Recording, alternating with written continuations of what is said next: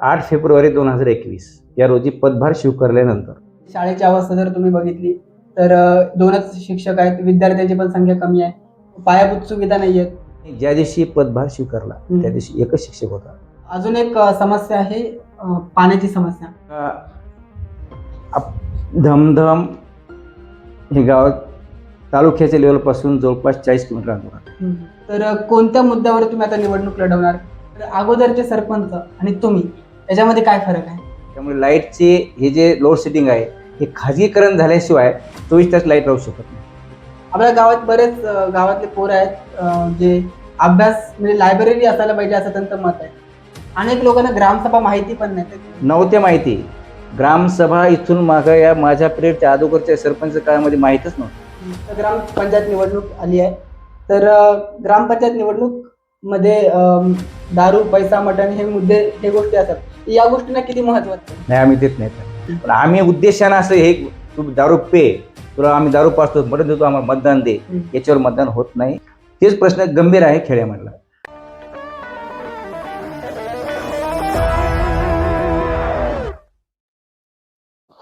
महात्मा गांधी म्हणत होते की खेड्यांकडे वळा. याचं कारण म्हणजे भारत हा खेड्यांचा मिळून बनलेला आहे आणि जोपर्यंत खेड्याचा विकास होत नाही तोपर्यंत भारताचा विकास होऊ शकत नाही. आणि खेड्यांचा विकास करण्यासाठी जी संस्था काम करते त्याचं नाव आहे ग्रामपंचायत. आणि ग्रामपंचायतचा जो प्रमुख आहे त्याचं नाव आहे सरपंच. आणि सरपंचाला निवडून देण्याचं काम ही गावातली ग्रामसभा म्हणजे गावातले लोक करत असतात. आणि ग्रामपंचायत निवडणूक म्हटलं की गावातल्या लोकांसमोर दारू, पैसा, मटण, गावकी भावकी या सर्व गोष्टी येतात. पण याच्याही पलीकडे गावाच्या विकासाचा कायापालट करण्याची ताकद ही सरपंचाकडे असते. आणि सरपंचाला निवडून देण्याचं काम हे गावातले लोक म्हणजे तुम्हीच करत असतात. तर आज आपण धमधम गावचे विद्यमान सरपंच, धमधम हे जिंतूर तालुक्यातील एक छोटंसं गाव आहे, तर धमधम गावचे विद्यमान सरपंच डॉक्टर वाल्मिक दादा टाकरस यांच्यासोबत आज आपण संवाद साधणार आहोत. आणि त्यांच्याकडून जाणून घेणार आहोत की एक आदर्श गाव कसं असायला पाहिजे, त्यांनी त्यांच्या कार्यकाळात कोणती कामं पूर्ण केलेली आहेत आणि गावाच्या ऍक्च्युअल समस्या काय राहतात. आणि खरं तर हे धमधम गावचे सरपंच आहे म्हणजे हा पॉडकास्ट फक्त धमधम गावापुरता नाही, तर ग्रामपंचायत, गावातल्या समस्या, मुद्दे हे प्रत्येक गावामध्ये सारखेच राहतात.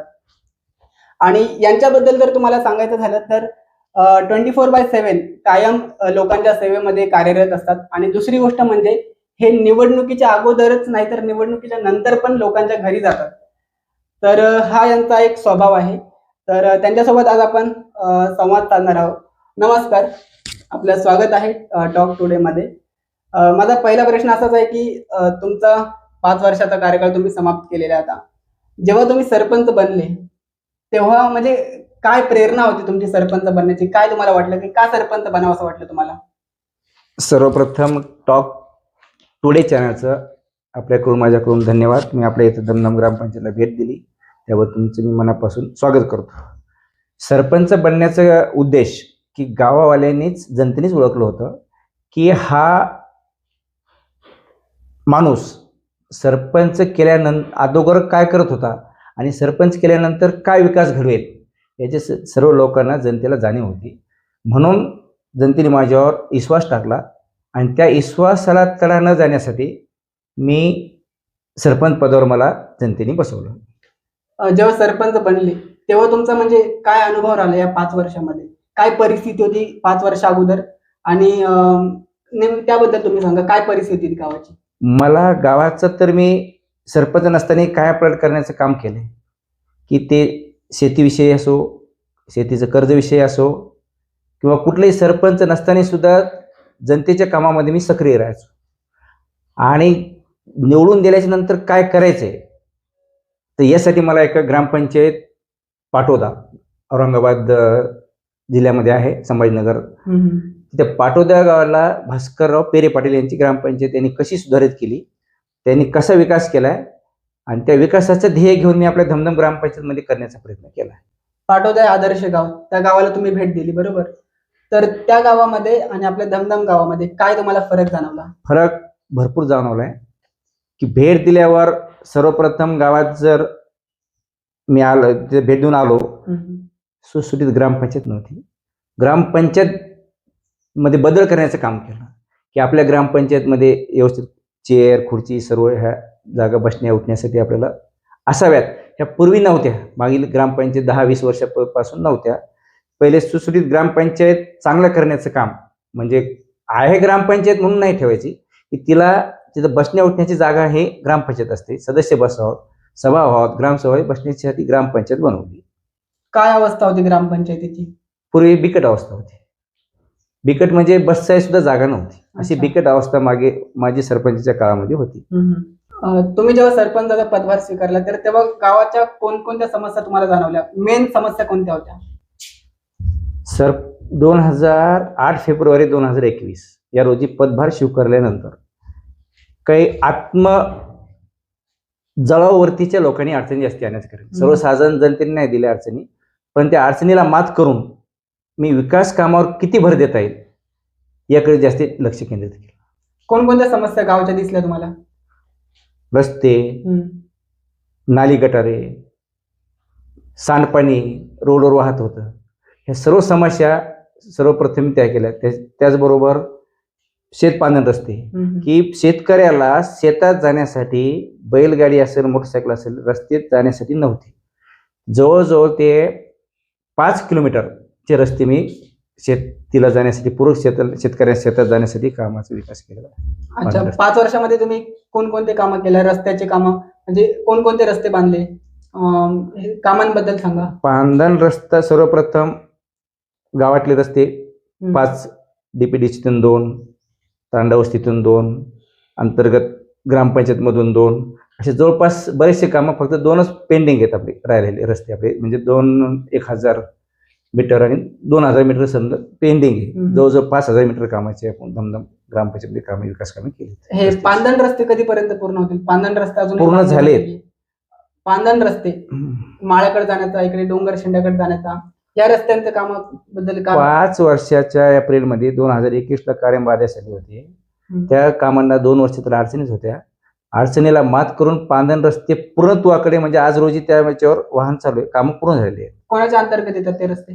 MRGS, महात्मा गांधी राष्ट्रीय रोजगार योजनेमधून काम केले. अडचणी काय येतात त्याच्यामध्ये नेमक्या? त्याच्यामध्ये काही गावातल्या विरोधकांनी अडचणी आणल्या होत्या, अर्ज केले होते, अर्जबाजारी, मग त्याची चौकशी झाली. चौकशीनंतर पुन्हा त्याच्यावर लोकांनी बघितलं काम चांगलं होते, काम चालू करा म्हणून मात करून सण ते काम केली. हे विरोधक कशा प्रकारे अडचणी आणण्याचं काम करतात? हेच पुरस्कार, की यांना विकास होऊ द्यायचा नाही, की आपण आज जर विकास यांनी केला तर उद्या आपल्याला अडचणी निर्माण होऊ शकतात, परत आपली याचीच ग्रामपंचायत येऊ शकते, हा सरपंच होऊ शकतो, आपण होणार नाहीत, या बेसवर त्यांनी ते कार्यक्रम चालू केला होता. म्हणजे याचं काम कसं अडवता येईल याच्याकडे जास्ती प्रयत्न केला. आणि गावामध्ये एक समस्या, शाळेची समस्या आहे बघा. गावामध्ये शाळेची अवस्था जर तुम्ही बघितली तर 2च शिक्षक आहेत, विद्यार्थ्यांची पण संख्या कमी आहे, पायाभूत सुविधा नाही आहेत. याबद्दल तुमचं काय मत आहे? मी ज्या दिवशी पदभार स्वीकारला त्या दिवशी एकच शिक्षक होता. त्यांची पहिली मिटिंग घेतली मुख्याध्यापकाची, त्याची आपण शिक्षक पाहिजे, पट किती आहे, काय आहे, सर्व त्यांची मिटिंग घेऊन सविस्तर चर्चा केल्यानंतर आपल्याला पट 4था वर्ग आहे, 4थ्या वर्गातून 5व्या वर्गामध्ये कसं जाता येईल, त्याच्यासाठी जे आज रोजी 4थ्या वर्गातले मुलं होते त्यांना जागीच ठेवले. पट संख्या 63 वर नेली. 63 वरून 5वा वर्ग खोलला गेला. 5व्या वर्गातून दुसरा शिक्षक आणला. आता 2 शिक्षक कार्यरत आहेत. याचे परिणाम जाऊन सांगतो की जे विद्यार्थी आहेत, पालक वर्ग, त्या पालक वर्गाची जे मनस्थिती अशी झाली आहे की आपला विद्यार्थी हा इंग्लिश मिडियमला शिकण्यात असावा, पण त्यांची ती मनभावना ती झाल्यामुळे ते इथं पटसंख्या कमी होत चालली. म्हणून ती शाळेची परिस्थिती त्या बेसवर सध्या आहे की प्रत्येक पालकाचं की आपला मुलगा इंग्लिश, बाजूला 2-3 इंग्लिश मिडियम झालेले शाळेत, इंग्लिश मिडियमला असावं, मोठं बेसवरती जिल्हा परिषद शाळा ही त्या बेसवर सध्या माग आहे. पण का म्हणजे पालकांना असं वाटतं की मुलगा आपल्या खाजगी शाळेमध्ये पाठवला जावा, सरकारी शाळेबद्दल का भावना कमी झालेल्या आहेत? शेत वरच्याच लेवल आहे. पण त्याला पालकाला विद्यार्थी आपला मुलगा इंग्लिश मिडियम असावं, शिकावं, ही एक वेगळी भावना आहे. त्याच्यातून खरं तर जिल्हा परिषदचं शिक्षण हे आम्ही तिथं शिकलोय, जिल्हा परिषदेच्या शिक्षणातूनच लोक खूप मोठे झालेत. हे पण आजची परिस्थिती तशी आहे की ते इंग्लिश मिडियम टाकलं म्हणजे मोठा विद्यार्थी मोठा साहेब होऊ शकतो. याची खेड्याची परिस्थिती तशी आहे, पण वास्तविक मानसिकता तशी नाही. जिल्हा परिषद जो विद्यार्थी घडवेल तो इंग्लिश मिडियम मध्ये घडवला जाणार नाही. अच्छा, अजून एक समस्या आहे पाण्याची समस्या. गावामध्ये पाण्यामध्ये जे गावातले लोक आहेत ते खाजगी पाणी घेतात, विकत पाणी घेतात वार्षिक. तर सरकारी पाणी का गावातल्या लोकांपर्यंत पोहोचत नाही? हे बघा, धमधम हे गाव तालुक्याच्या लेवल पासून जवळपास 40 किलोमीटर अंतरावर आहे. दहेगाव योजनेमध्ये आपलं गाव होतं की इथं खूप मोठी वॉटर सप्लायची योजना झाली आहे आणि पाणी पूरक आहे. इथे पाण्याची व्यवस्था भरपूर आहे असं कागदोपत्री मुंबईच्या ऑफिसपर्यंत होतं. तर आम्ही 16 गावाचे जे सरपंच आहेत हे मंत्रालयात जाऊन सांगितले 16 गावाची योजना एकदा पाणी दाखवा, नसतं आम्हाला योजना जल जीवन मिशन योजना द्या. हे तिथं त्यांनी ते बघितलं प्रत्यक्षात पाणी नाहीये म्हणून जल जीवन होत नाही, म्हणून त्यांनी ते गाव वगळलं. आपलं जल जीवनच्या माध्यमातून आपण पाणी गावाला आता देणार आहे. इतके दिवस अडचणी आल्या होत्या टेंडरमध्ये, टेंडर सॉल्व्ह झालेले आहे. टेंडरचं पाणी येऊ शकतं. उन्हाळ्यातच अडचणी आहे, पावसाळ्यात हिवाळ्यामध्ये पाण्याची अडचण नाही. म्हणजे जून नंतर अडचण उन्हाळ्यात आहे. जून जुलैमध्ये पाणी आहे गावात, मुबलक पाणी आहे. राष्ट्रीय पेययोजनेचं पाणी जी योजना आहे गावात चालू आहे, घरोघरी नळ आहेत, त्याचं पाणी घेतात आणि फक्त उन्हाळ्यात अडचण येते. त्यासाठी आपण नदीपात्रात वजर नदी पूर्ण नदीपात्रामध्ये जलजीवनचं काम विहीर खोदून पाणी आपण गावाला तर देऊ शकतो. आता तुम्ही 5 वर्षाचा कार्यकाळ समाप्त केलेला आहे, आता पुन्हा निवडणूक, ग्रामपंचायत निवडणूक येईल, तर कोणत्या मुद्द्यावर तुम्ही आता निवडणूक लढवणार? कोणते मुद्दे जनतेसमोर घेऊन जाणार तुम्ही आता? जनतेसमोर मुद्दा एकच आहे की आपण जे विकास या 20 वर्षाच्या अगोदर झाला नाही, 20 वर्षाच्या अगोदरचं एकच जे शेततळे असतील किंवा फळबाग असतील, शेततळे आहे, फळबाग आहे, विहीर आहे, सिंचन विहीर, हे पूर्वी जे सरपंच व्हायचे त्या सरपंचाच्या शेतामध्ये तुम्हाला पाहायला भेटेल. शेततळं भेटल, सार्वजनिक विहीर भेटल आणि फळबाग सुद्धा भेटल. पण मी ते स्वतः काही न करता, स्वतःचा स्वार्थ न या पदार्थाचं न बघता प्रत्येक लाभार्थ्याला काय लाभ देता येईल, त्यामध्ये फळबाग असेल, तुमचं सिंचन विहीर असेल, तुमचं वैयक्तिक घर, महात्मा हे मोदी आवास योजना असेल, प्रत्येक घटकाला सोनार आहे त्याला मोदी आवास योजनेतून घर दिलं. वारीक समाज आहे त्याला सुद्धा मोदी आवास योजनेतून घर दिलं. आणि जे आमचा इतर समाज आहे आपला ओबीसी, याला हे PM आवास मधून घरकुलाची योजना भरपूर प्रमाणामध्ये राबवलेली आहे. बरं, अगोदरचे सरपंच आणि तुम्ही याच्यामध्ये काय फरक आहे? जनतेने ओळखलेलं आहे, जनता ओळखू शकते. मला सांगता येणार नाही की मी काय फरक सांगता येणार नाही, कारण जनता ओळखू शकते. तुम्ही काय सांगू शकता? त्यांच्या मागच्या वेळेस हेच मी जे आता सांगितलं तेच, की जे फळबाग आहे वैयक्तिक लाभार्थ्यापर्यंत पोहोचली नाही, ती सरपंचाच्या शेतातच आहे. शेततळं असेल, शेततळे सार्वजनिक लोकांपर्यंत गेले नाही, ते कुठे आहे बघा. जुनी विहीर आहे सार्वजनिक, काही सिंचन विहीर आहेत. आज प्रत्येक 100 सिंचन विहीर चालू आहेत अहमदनगर. किती? 100च्या जास्ती म्हणतच चालते, कमीत कमी 1100 आहे. वैयक्तिक सिंचन विहीर 100च्या समोर चालू आहेत आणि ती 70% तर झाल्यात, 30% बाकी त्या पण होऊन जातील. गावामध्ये रस्ते नव्हते, ते जनता बघते.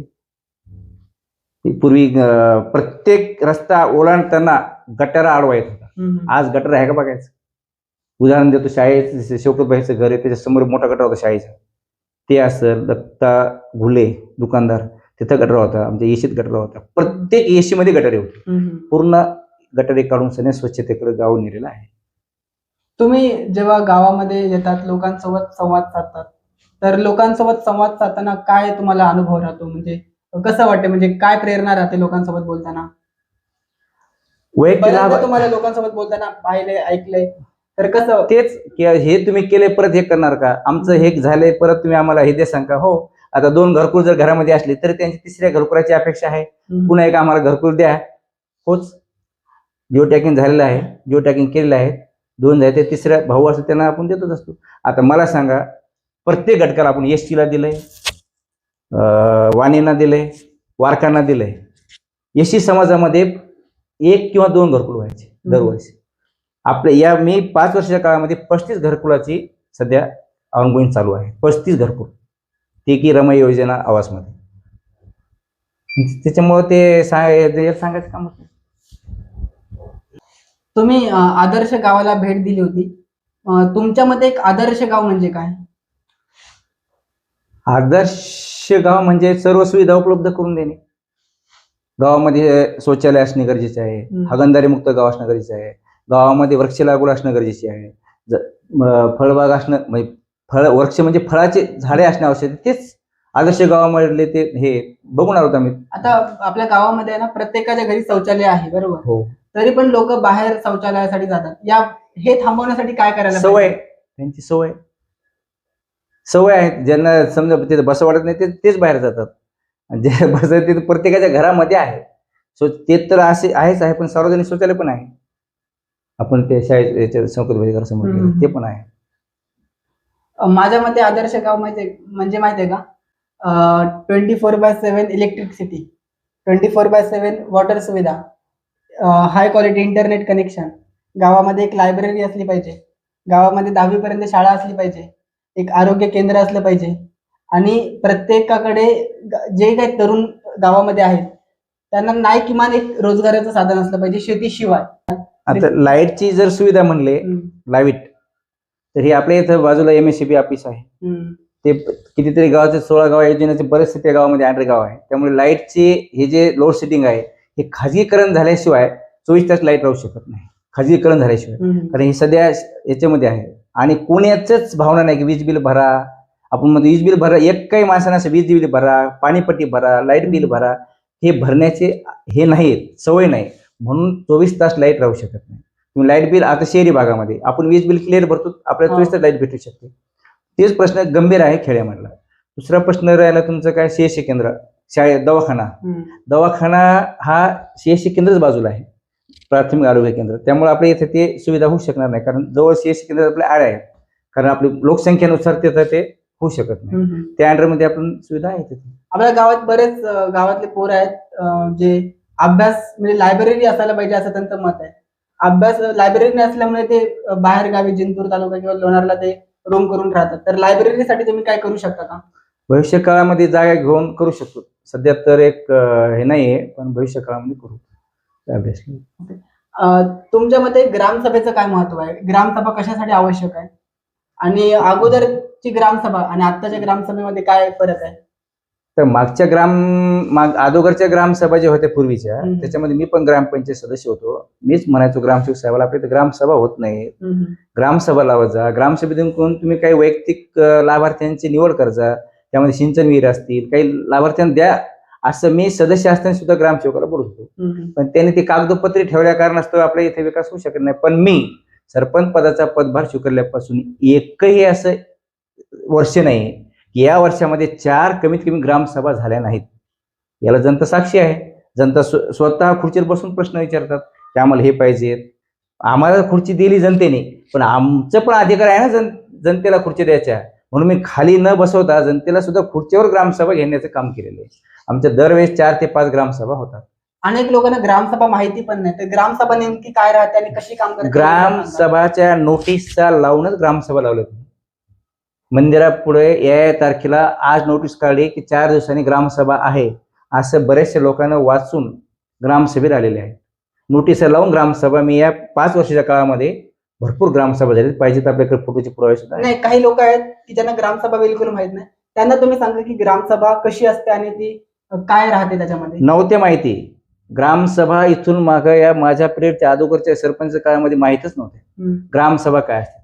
मग तुम्ही कसं, आणि ते आता ग्रामसभेत यायले म्हणूनच कोणी घरकुलासाठी नाव देते, माझ्या कोणी सिंचन विहिरीसाठी मला हे द्या. आपण जे विषय काढतो ग्रामसभा म्हणजे काय, आता ग्रामसभेमध्ये आपण विषय ग्रामसेवक साहेब सांगतो बाबा हे विषय टाका, काय टाका, आपल्याला सिंचन विहीर निवड करायची आहे, लाभार्थ्यांना घरकुल द्यायचं आहे, हे म्हणजे याचा प्रचार होतो. आणि एक बैठक होती मोठ्या प्रमाणामध्ये आणि ग्रामसभा घेतल्या जाते. अशा बेसवर त्यांच्या लक्षात येते. सांगायचं काम नाही की ते ग्रामसभेला ते व्यक्तीच लाभार्थीच हुशार होतो की माझं एक नाव घ्या. असं करून सगळ्या ते लाभार्थ्याचं नाव घेता घेता 245 घरकुल चालू आहे. अच्छा, धमधम.